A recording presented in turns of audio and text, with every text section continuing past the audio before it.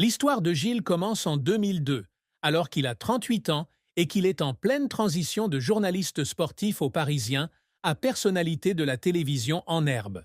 Il rencontre une femme qu'il appelle Sophie, une éditrice à Paris dont il ne veut pas révéler l'identité complète pour protéger ses souvenirs restants. Sophie, avec son doux sourire et son intelligence vive, a rapidement conquis le cœur de Gilles lors d'un dîner médiatique au restaurant La Tour d'Argent. Elle a été la première personne à me donner l'impression que je pouvais arrêter de fuir moi-même, dit-il, le regard lointain, comme s'il revivait ce moment.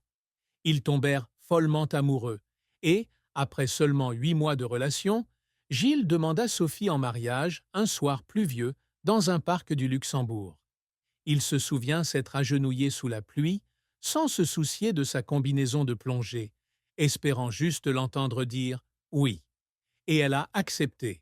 Ils se sont mariés au printemps 2003 lors d'une cérémonie intime dans une petite église de la banlieue parisienne, en présence de leur famille et de quelques amis proches. Gilles portait un simple costume noir, tandis que Sophie était radieuse dans une robe blanche à manches longues, ses cheveux bruns lâchés et naturels.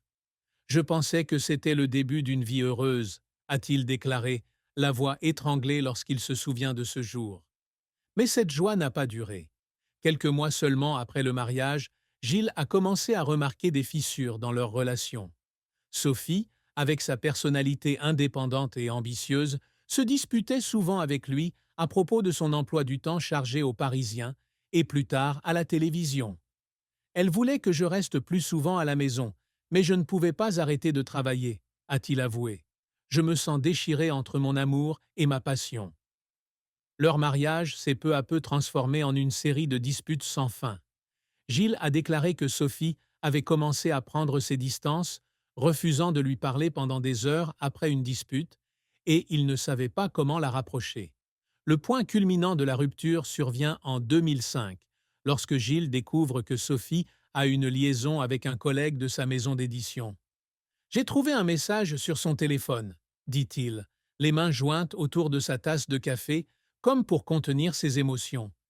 Je lui ai posé la question directement et elle n'a pas nié.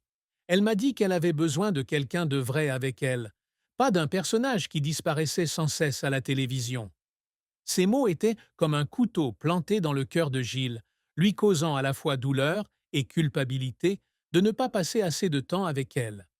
Le mariage a duré moins de 3 ans, se terminant par un divorce discret fin 2005. Gilles a quitté leur appartement partagé dans le 11e arrondissement de Paris avec seulement une petite valise, laissant derrière lui les souvenirs qu'il chérissait autrefois. « J'ai beaucoup pleuré après le divorce », a-t-il avoué dans une interview à Paris Match. « Non pas parce que je l'aime encore, mais parce que j'ai l'impression d'avoir échoué à préserver quelque chose que je croyais éternel.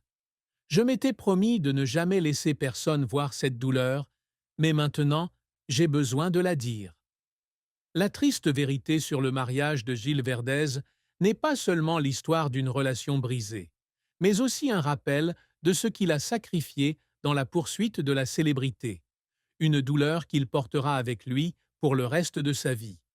La plus grande tristesse dans la vie de Gilles ne s'est pas arrêtée à ce mariage brisé. Né à Saint-Germain-en-Laye, une ville tranquille à une vingtaine de kilomètres de Paris, Gilles grandit dans une famille de la classe moyenne, avec un père banquier et une mère institutrice.